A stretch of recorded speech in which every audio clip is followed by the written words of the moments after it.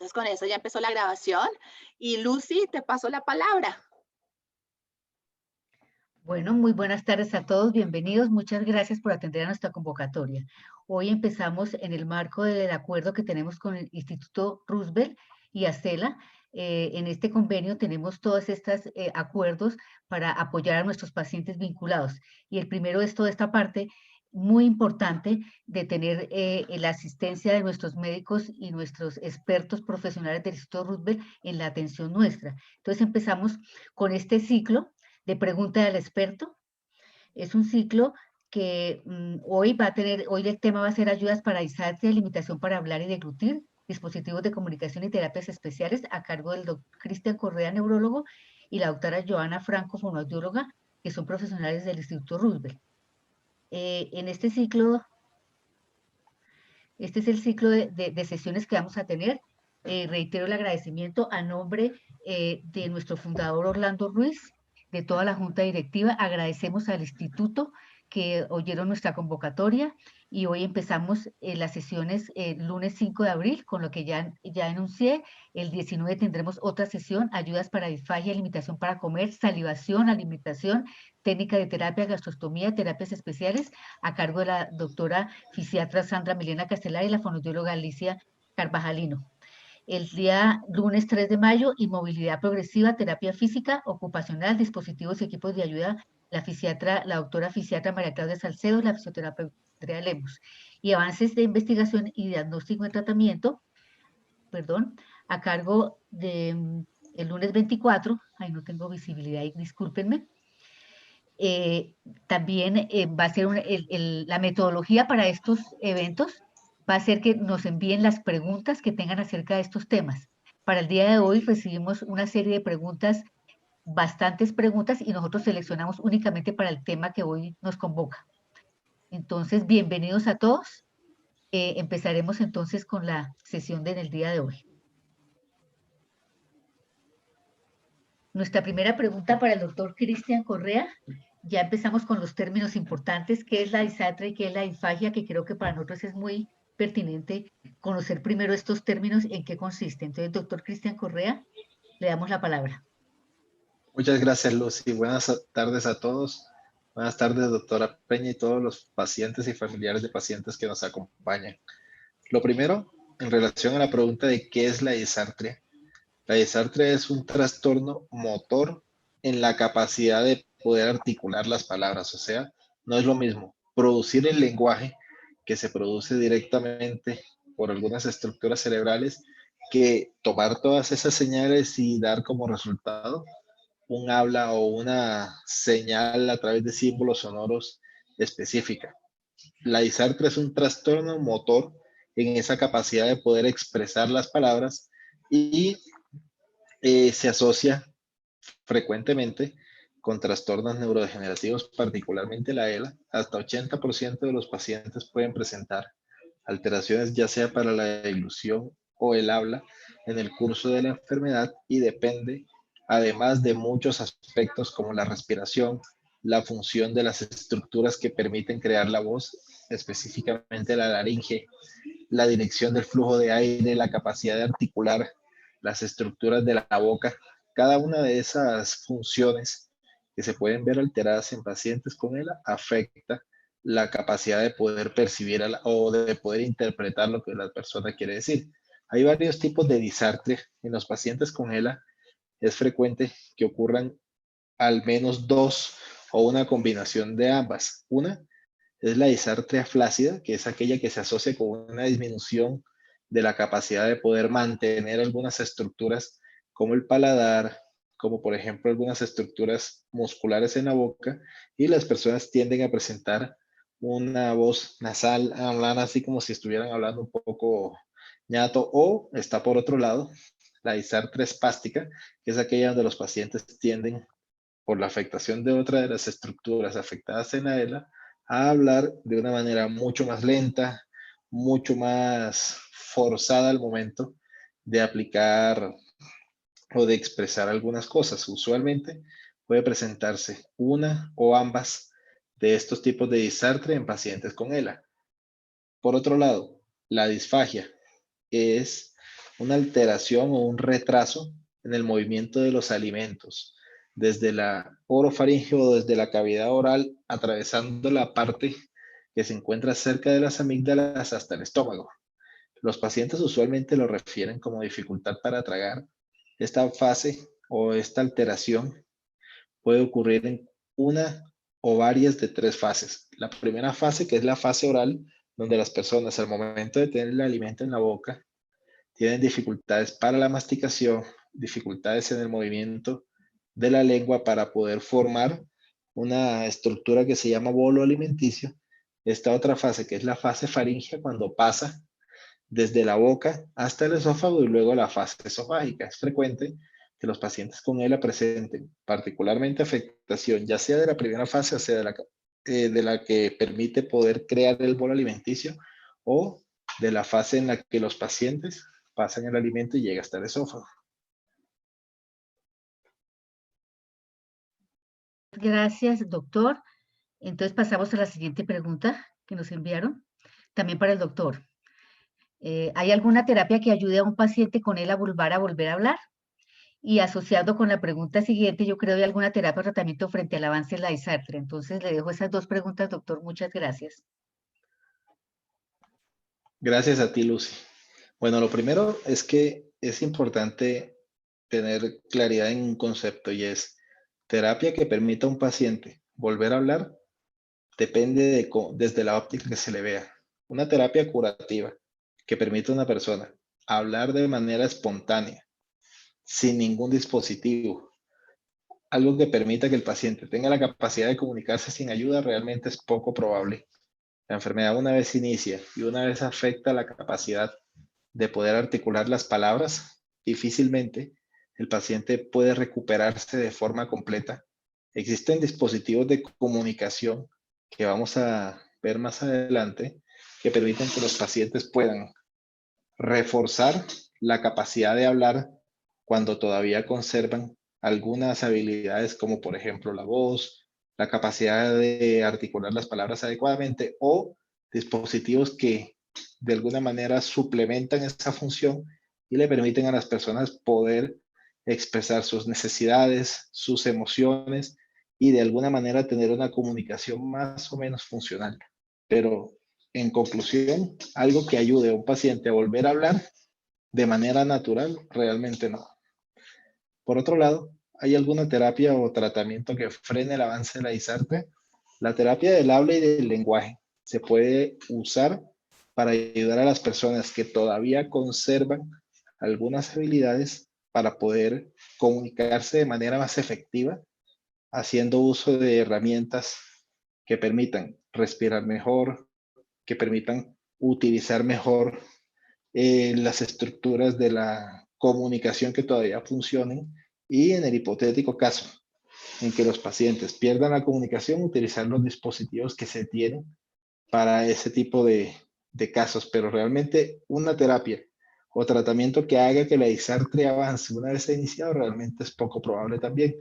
Hay casos, o hemos tenido casos también en el instituto, de pacientes que tienen dificultades para la comunicación, progresan y de manera espontánea detienen la progresión de la enfermedad. Puede suceder también, pero es poco probable que eso se deba necesariamente a la terapia o que se deba a algún medicamento particular.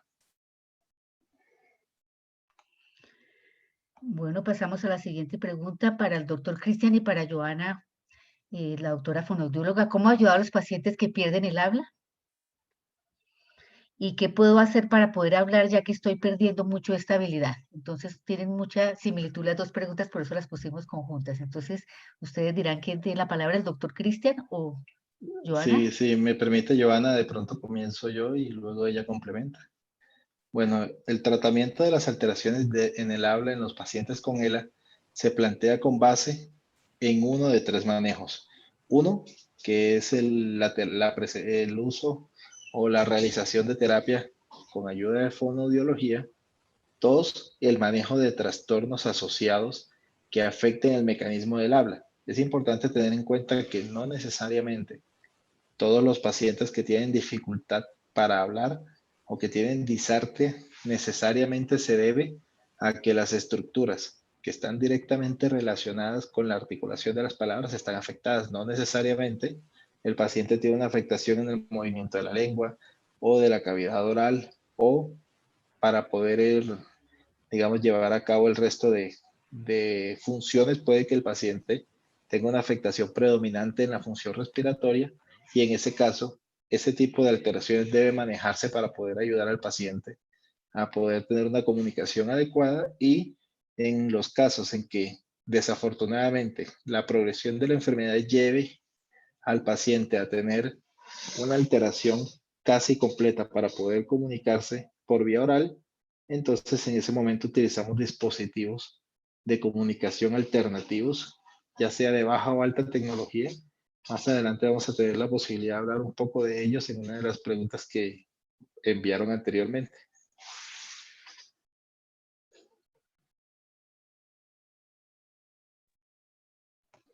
Le cedo la palabra a Joana. Joana. Hola, buenas tardes. ¿Aló? Doctora Joana, ¿la estamos escuchando?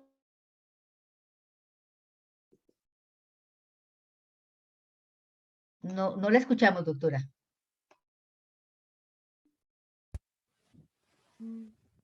¿Aló? ¿Aló? Sí, Joana, ahí te estamos escuchando. Buenas tardes, ¿cómo están? Bueno, complementando un poquito la respuesta del doctor Cristian, para poder mantener la habilidad del habla cuando estamos en este proceso, pues hay estrategias durante la terapia de fonoaudiología, y pues cuando ya estos no son suficientes, pues vamos a los sistemas de comunicación. Dentro de las estrategias que tenemos durante la terapia de fonoaudiología es hablar despacio, buscar sinónimos cuando estamos hablando, es decir, si tenemos dificultad para pronunciar algunos fonemas, como por ejemplo la R, podemos cambiar la palabra, un ejemplo, carro por auto, para facilitar esa parte del habla. También podemos buscar otras palabras que nos reemplacen las que se nos dificultan, o de pronto por la misma extensión de la frase se nos dificultan, entonces podemos cambiar buenos días por un hola. Si vamos a decir artículo, podemos decir elemento, para facilitar ese proceso de comunicación y disminuir la fatiga durante el habla. También podemos realizar ejercicios de respiración para favorecer esa coordinación respiratoria durante el habla, como es hacer la S sostenida durante unos 5 segundos, hacer un hasta donde lo logremos hacer sin llegar a la fatiga. Realizar ejercicios de movilidad lingual, que también lo hacemos en la terapia, que es en plano horizontal, a los lados, arriba y abajo, para mantener esa movilidad lingual, y lo mismo que a nivel labial. Entonces trabajamos praxias labiales, que es hacer besos, mandar besos, abrir y cerrar, para favorecer y mantener esa habilidad lo más que podamos, mientras podemos trabajar la parte de la comunicación aumentativa alternativa. Otra de las estrategias también que tenemos es disminuir el ruido externo cuando estamos hablando, cuando estamos en una conversación, y la distancia entre las personas. Es ideal que estemos en un lugar cerrado. También podemos hablar cara a cara para favorecer esa comunicación, sí, evitando el esfuerzo al hablar.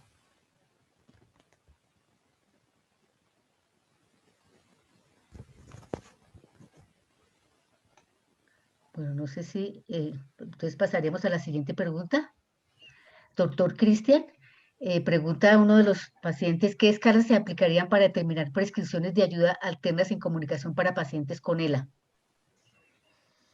Muchas gracias, Lucy, por la pregunta, y al paciente. Bueno, es importante tener en cuenta que escalas específicamente diseñadas para poder prescribir ayudas alternas de comunicación en casos particulares de pacientes con ELA realmente no las conozco, y en la búsqueda bibliográfica que hice antes de este conversatorio tampoco encontré ninguna que estuviera bien definida.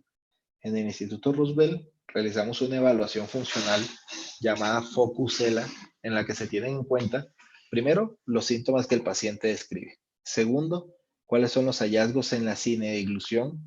Se evalúan aspectos importantes del lenguaje, como la capacidad para poder denominar objetos, repetir, el grado de comprensión, la capacidad de escribir o de leer. También se evalúan aspectos del habla, como la inteligibilidad, qué tanto se le podría entender al paciente, la fluidez, la respiración, el volumen de voz, el timbre, y además se evalúan algunos órganos fonoarticuladores como los labios, la lengua, los dientes, el paladar. Se evalúan los reflejos como el nauseoso, el reflejo de la tos, el reflejo de la deglución. Se evalúa el grado de salivación. Se hacen algunas pruebas como la prueba de 3-11, entre otras. Una vez se ha llevado a cabo esa serie de pruebas por medio de la evaluación funcional que se realiza en el instituto, se establece una conclusión según la cual se puede definir si el paciente es candidato para reforzar habilidades que tiene afectadas a causa de la enfermedad, si el paciente definitivamente necesita compensar, o sea, requiere algún dispositivo para poder comunicarse y según la función en otras estructuras, como la capacidad de utilizar las manos, la capacidad de poder comunicarse todavía a través de la voz, la capacidad de mover la cabeza o los ojos, se define el tipo de dispositivo que se va a utilizar. Muchas gracias, doctor. Bueno, pasamos a la siguiente pregunta. Para ambos también, ¿cómo saber si tu voz se va apagando? ¿Qué hacer? En ese sentido, Lucy, te agradezco, pero en ese sentido es importante tener en cuenta. Cuando se habla de, o cuando el paciente refiere eso de que si la voz se va apagando, ¿qué hacer? Lo primero es identificar por medio de la evaluación, ya sea por un especialista experto en el manejo de la enfermedad o un fonoaudiólogo, específicamente cuál es la afectación que tiene. Por eso anteriormente mencionaba, con el riesgo de ser un poco extenso en la respuesta, cada uno de los componentes de la evaluación funcional que se realiza en el instituto, porque allí se puede establecer si el problema es en el lenguaje, si el problema es en la capacidad de articular las palabras, si el problema es en la respiración, si el problema es en los órganos fonoarticuladores como la lengua, los labios o el resto de estructuras de la boca, o hay una combinación de todos los anteriores. Es importante poder definir esos aspectos porque uno con eso puede saber precisamente el tipo de terapia o el tipo de orientación terapéutica que realiza. No es lo mismo en el caso de un paciente que tenga una alteración para poder mover la lengua, los labios, para poder mover la mandíbula, por ejemplo, digamos, el tipo de tratamiento de terapia que los casos donde el paciente tiene un problema en la respiración que no le permite poder comunicarse adecuadamente. Según eso, uno define si el paciente requiere terapia respiratoria, fonoaudiológica, terapia física, algún dispositivo adicional, etc. Le doy la palabra a Johanna.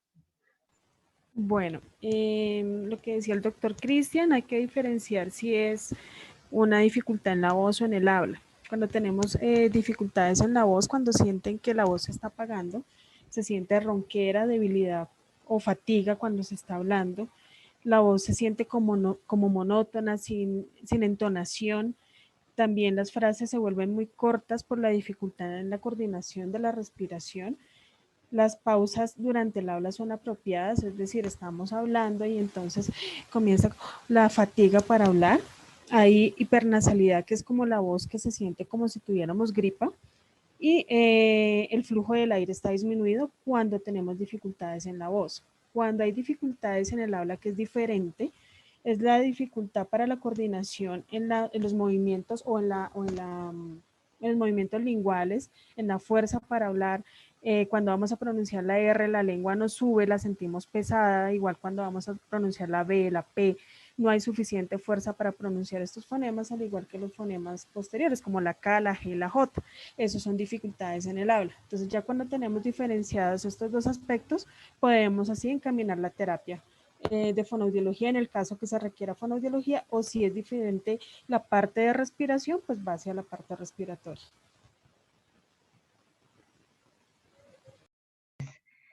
Bueno, nuestra siguiente pregunta.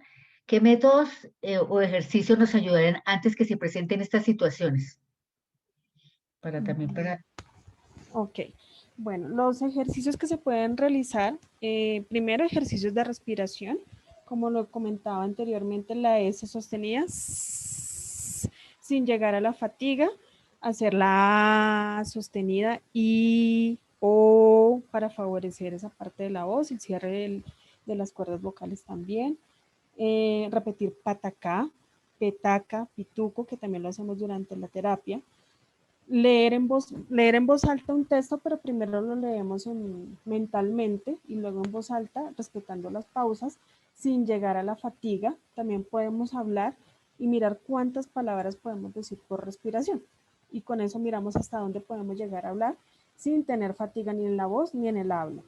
Hacer la M, la N y la ñ para favorecer esa voz. Y todo lo que sea articulación de palabras, todo lo que sea de respiración nos ayuda mucho para favorecer la parte de voz y habla. Movilidad lingual también, movilidad labial, lo que lo comentaba anteriormente, nos favorece mucho mantener nos ayuda mucho a mantener esta estabilidad.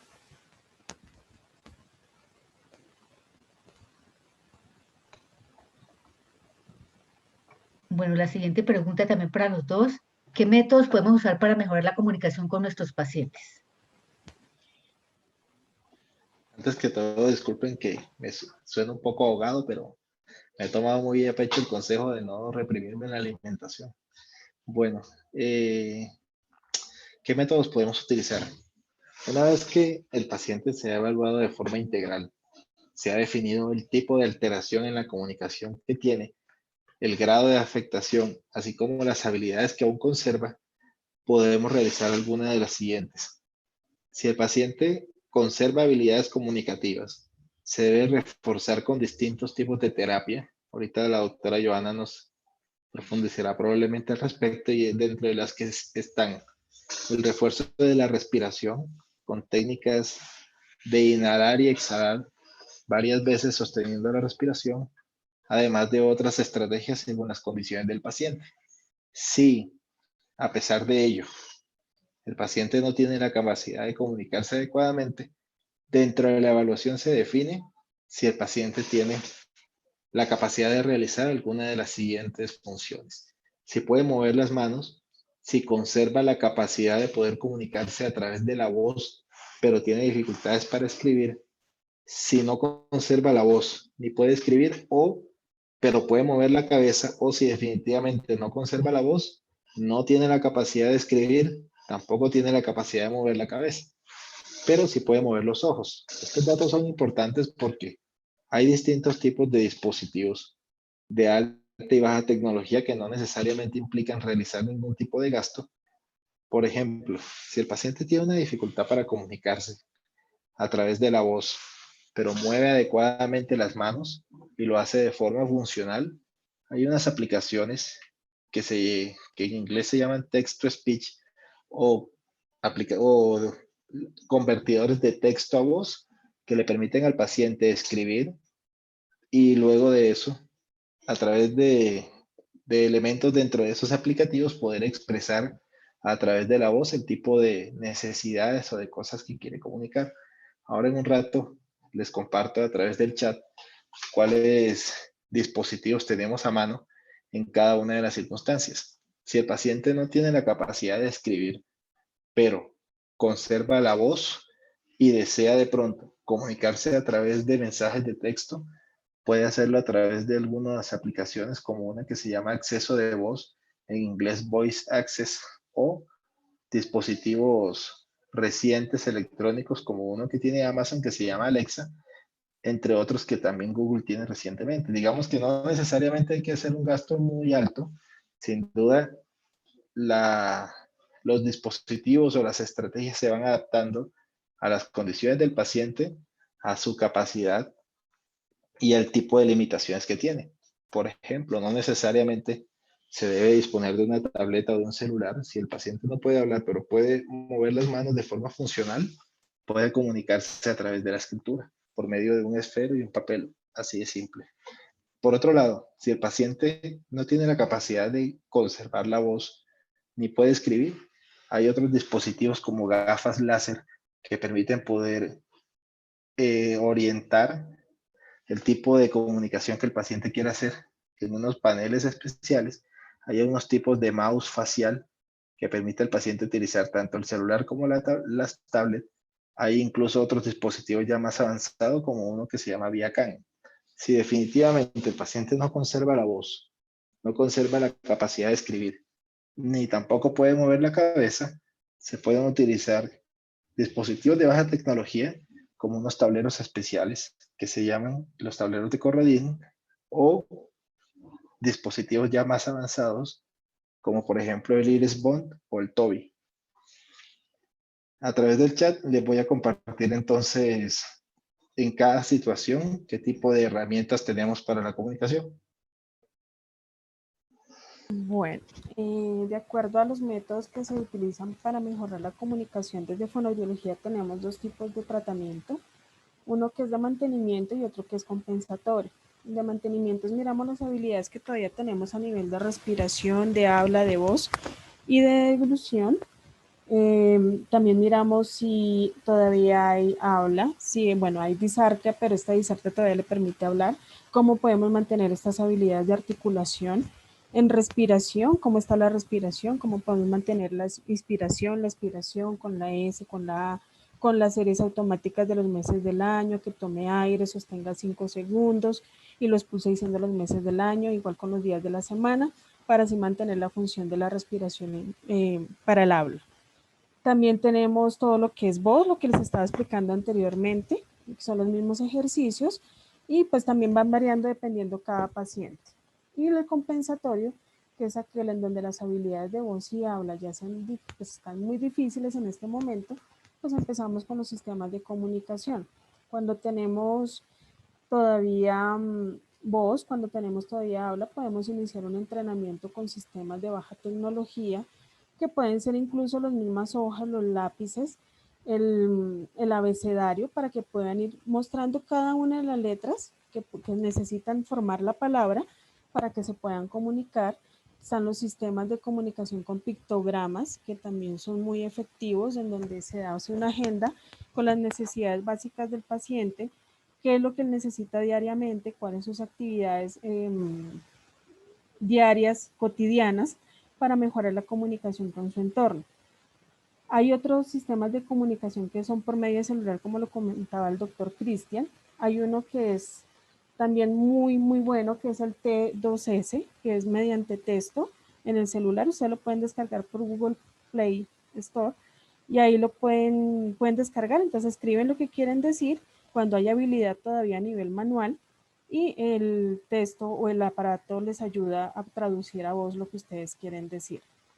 Cuando estas habilidades ya no están, como le decía el doctor Cristian, pues ya tenemos que mirar un sistema de comunicación que nos permita mayor comunicación, valga la redundancia, con nuestro entorno.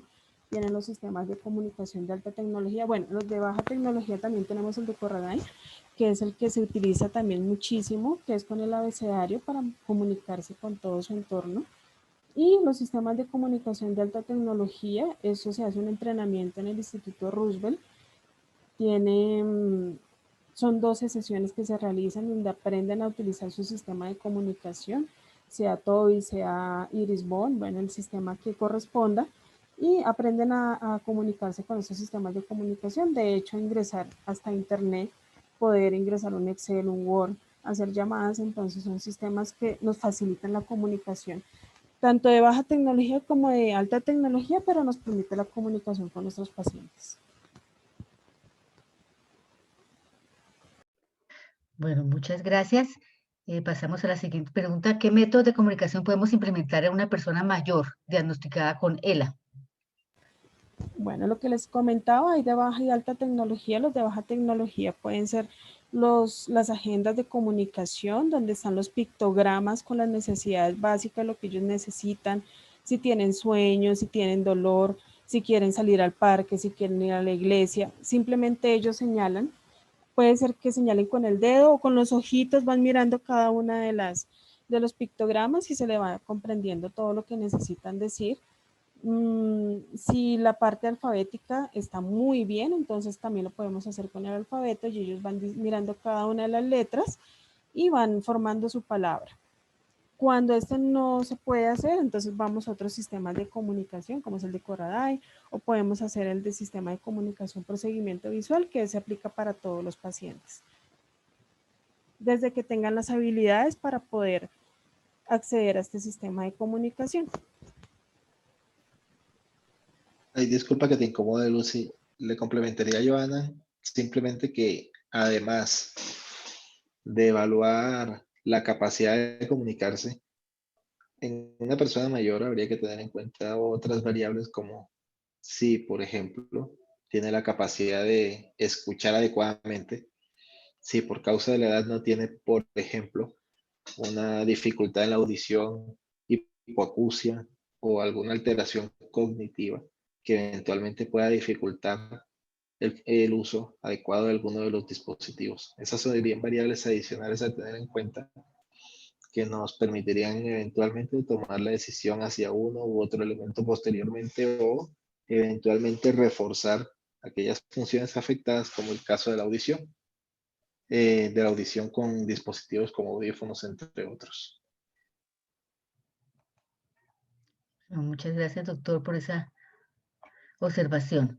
Doctor, está bien la siguiente pregunta. ¿Cuáles dispositivos o programas para facilitar la comunicación son existentes y de qué forma se pueden adquirir? Creo que ya eso nos había adelantado, pero si hay Sí, algo que complementar. sí, digamos que ya a través del chat les hice llegar a todos el tipo de dispositivos o de aplicaciones que eventualmente se pueden utilizar en cada una de las situaciones, dependiendo de la capacidad que tenga el paciente para hablar, para poder mover las manos, la cabeza o los ojos. Lo único que tendría para complementar es que recientemente el IETS, que es el Instituto de Evaluación de Tecnologías en Salud, realizó un estudio técnico para poder definir si los sistemas de comunicación a través de seguimiento ocular, que son los últimos que coloqué dentro de la lista, como el Iris Bond o el TOBI, debían ser excluidos dentro del tipo de tratamientos que se pueden utilizar en el sistema. Para otras enfermedades, definitivamente quedó excluido, pero en el caso específico de los pacientes con ELA y con el diagnóstico de enfermedades similares a la ELA, quedó incluido dentro del tipo de tratamientos que se pueden enviar. Anteriormente había un código en el MIPRES a través del cual uno podía hacer la formulación. Ese código hace mucho tiempo que ya no está disponible en el instituto cuando consideramos, a través de la orientación de las fonoaudiólogas, incluyendo Joana, que el paciente se beneficie de un dispositivo de comunicación alternativo o aumentativo. Nosotros hacemos la formulación a través de una fórmula manual en la cual explicamos las indicaciones, por qué se beneficia eventualmente y el diagnóstico.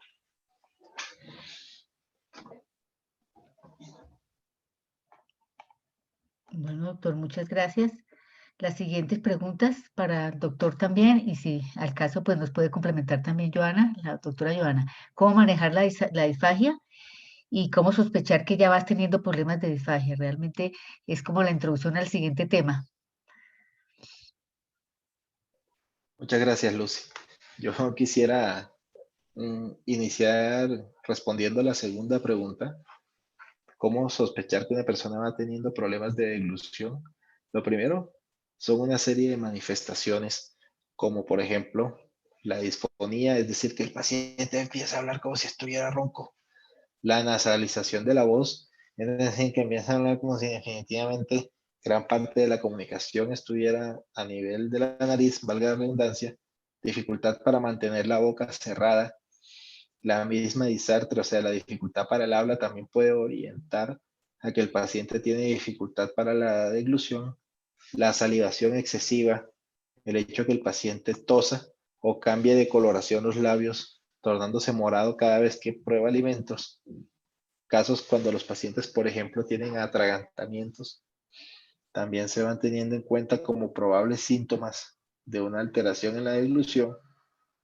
Incluso puede que el paciente los síntomas anteriores no los presente, pero el aumento del tiempo de masticación, es decir, el tiempo que el paciente se demora en poder llevar a cabo la alimentación podría ser eventualmente un signo precoz o un síntoma precoz de dificultad para la deglución. La pérdida de peso, el hecho que presente infecciones respiratorias, sobre todo a nivel pulmonar de manera recurrente, o puede que el paciente tenga la percepción de atoramiento del alimento en la faringe. En el instituto, de forma sistemática, una vez se evalúan los pacientes con diagnóstico de ELA, se hace la evaluación, y en la evaluación no solamente se tienen en cuenta los aspectos que anteriormente mencioné de habla y deglución, sino que se aplican escalas que permiten definir hasta qué punto el paciente puede tener una deglución segura, y con base en eso se definen tratamientos, ya sea a través de terapias o en su defecto a través de medidas compensatorias, que ya más adelante tendremos la posibilidad de comentar. Por otro lado, en relación al tipo de manejo, eso depende muy, digamos, muy directamente de lo que se encuentra en la evaluación, tanto por el especialista como por fonoaudiología.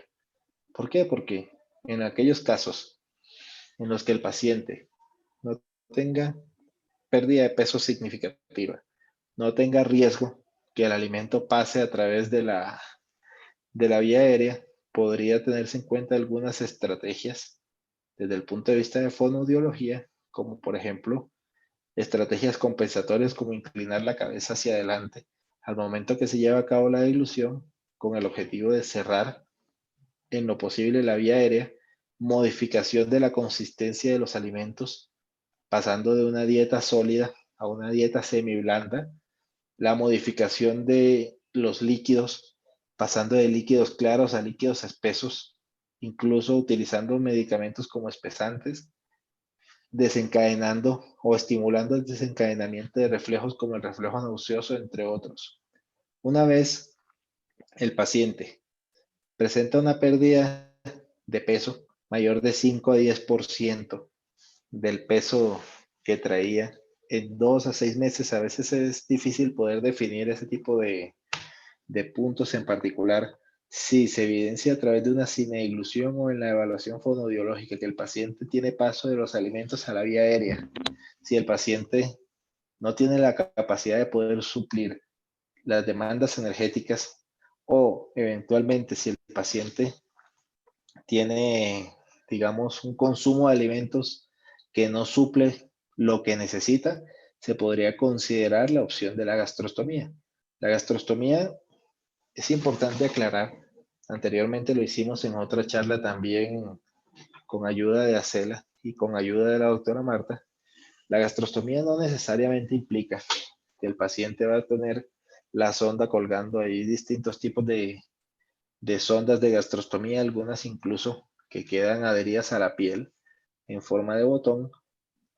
Tal vez es un procedimiento molesto, tal vez de la percepción de incomodidad, pero sin duda es un procedimiento que prolonga de forma muy significativa la vida y la calidad de vida de los pacientes.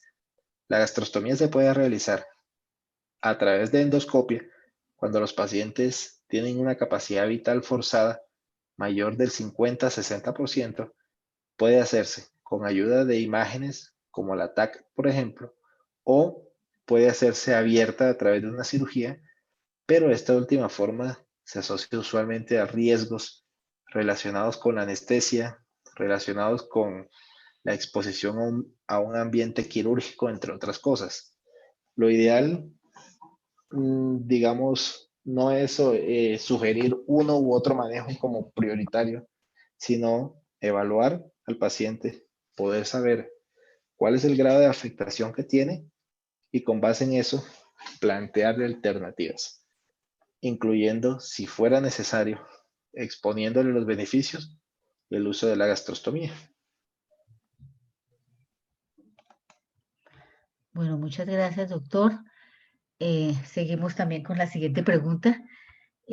¿Cómo manejar las sensaciones de ahogo en la ELA vulvar? Muchas gracias, Lucy.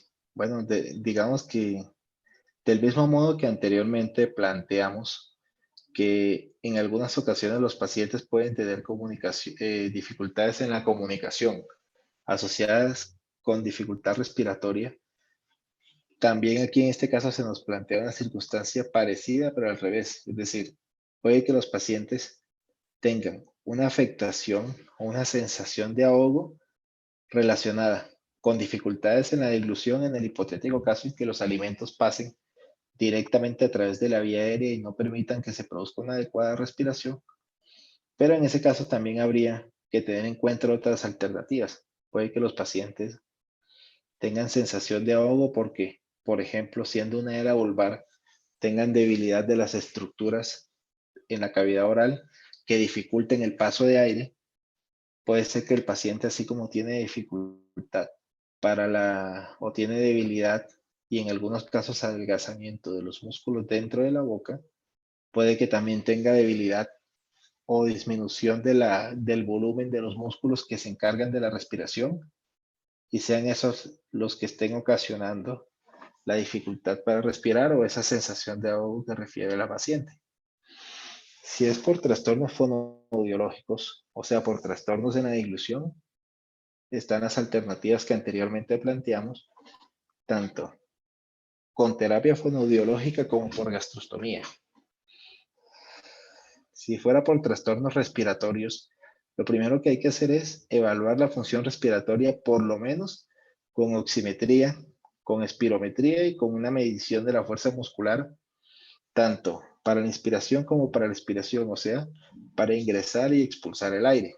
Con base en eso, uno puede definir ciertos tipos de terapia respiratoria.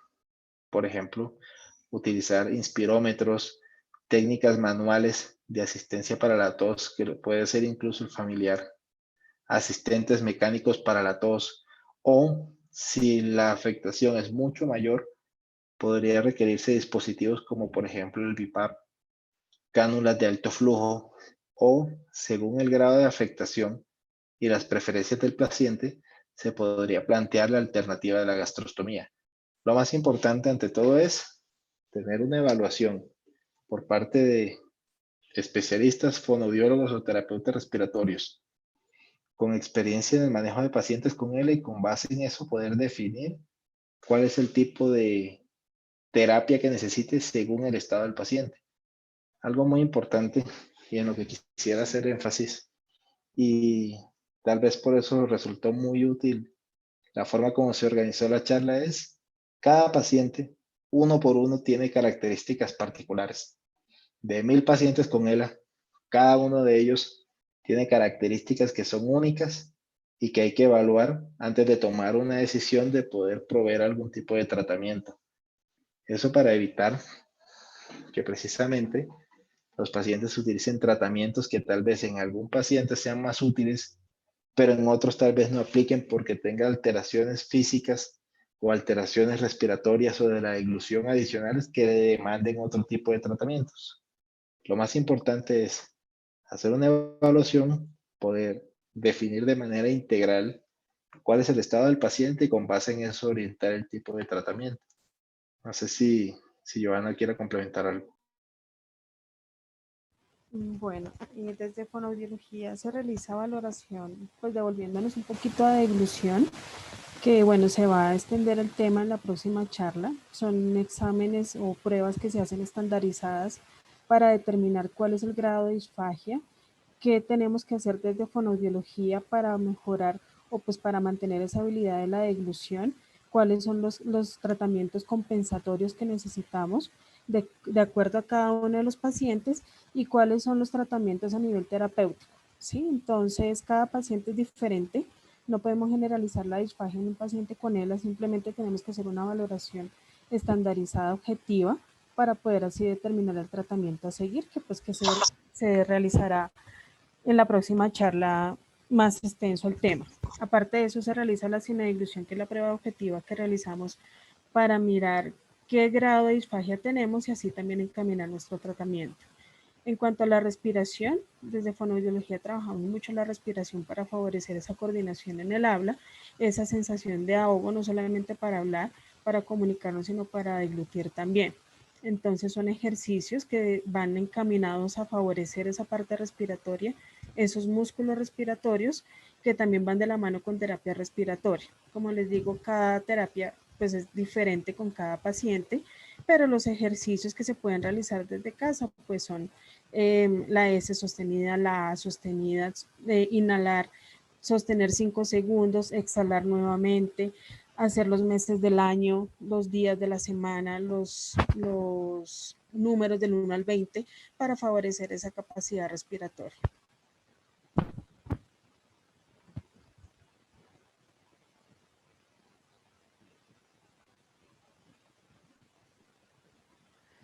Excelente, muchas gracias. Tenemos un par de preguntas que aparecieron en el chat relevantes al tema de hoy que no cubrimos. La primera, me dan un minuto que se me perdió. La primera era, si el paciente presenta problemas de habla, ¿esto implica que tenga problemas para alimentarse? ¿Van de las manos estas dos situaciones? Muchas gracias por la pregunta, Ivonne. Bueno, es frecuente y por eso en el Instituto de la Evaluación que se realiza fonoaudiológica en pacientes con ELA involucra a las dos esferas, tanto la comunicación como la deglución. Es frecuente que los pacientes suelan presentar concomitantemente alteraciones tanto en la articulación de las palabras como en la deglución. Sin embargo, no necesariamente los pacientes pueden presentar afectación en ambas. Puede que los pacientes tengan la capacidad de comunicarse de manera funcional durante un tiempo, pero aún así, al momento que llevan a cabo la deglución, tienen dificultades porque el alimento pasa a la vía aérea, porque sufren atoramientos, entre otras cosas. También ocurre usualmente lo contrario, puede suceder lo contrario también, que el paciente tenga una pérdida casi completa de la capacidad de comunicarse a través del lenguaje verbal, pero pueda pasar los alimentos de forma adecuada. Es importante la pregunta porque es necesario dejar claro que no es indispensable que una esté presente para que aparezca la otra. Por eso es importante la evaluación, precisamente para poder darle manejo de forma específica a cada una de las alteraciones que se presentan en ese aspecto. Sí, desde fonoaudiología se realiza la valoración de respiración, deglución y habla. Miramos la capacidad, la movilidad de cada uno de los órganos comprometidos tanto para el habla como para la deglución, en cuánto está el puntaje de disfunción en cada uno de estos y así determinar cómo está correlacionado la deglución con el habla y así también encaminar el tratamiento. Entonces todo depende de la valoración que se realiza, que sea objetiva, con pruebas estandarizadas para poder determinar si hay relación o no hay relación y cómo podemos trabajarlo para favorecer las dos, o una u otra si está afectada una o la otra. Muchas gracias. Y tenemos otra pregunta y es, ¿cómo puedo pedir una cita de fonoaudiología no para terapia, sino para la evaluación de alteración de voz? Yo creo que en ese caso es importante, y no quisiera verme como si estuviera haciéndole una publicidad directa al instituto, pero algo muy importante que uno quisiera que ocurriera en todos los casos de pacientes con ELA es el manejo en centros que permitan un abordaje multidisciplinario. Hablando de manera específica en el instituto, no solamente se disponen de especialistas como neurólogos, principalmente la doctora Marta, fisiatras, genetistas, terapeutas físicos ocupacionales, fonoaudiólogos, sino que además también, por ejemplo, se realizan entrenamientos. Una vez se ha hecho la evaluación funcional, se hacen entrenamientos en algunos sistemas de comunicación que se disponen en el instituto en caso de que sea requerida alguna alternativa adicional. Digamos que, para ser precisos, lo importante es acceder a un sitio donde tengan la posibilidad de ser evaluados, idealmente en un ambiente donde haya un grupo multidisciplinario o por lo menos por personas que tengan experiencia en el manejo de estas alteraciones, para poder tener en cuenta los parámetros que anteriormente hemos definido y orientar adecuadamente el tratamiento con base en ello. Una vez se define que el paciente tiene una afectación en la comunicación que eventualmente necesita un dispositivo que le apoye la capacidad de comunicarse, realizar sesiones de entrenamiento con el paciente y el familiar para que ambos tengan la capacidad de poder utilizar el dispositivo y no necesariamente un paciente que tiene una dificultad para comunicarse es candidato a un dispositivo de comunicación alternativo.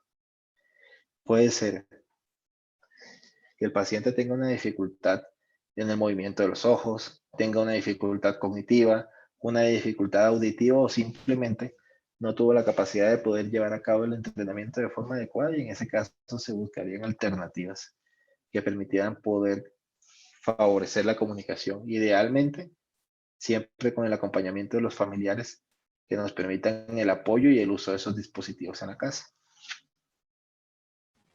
De acuerdo a esto, aparte de las evaluaciones que se realizan en fonoaudiología, en deglución, en habla y en voz, se hace una valoración también para determinar si hay alguna alteración. Bueno, en alguno de estos aspectos se hace la valoración en dispositivo de comunicación.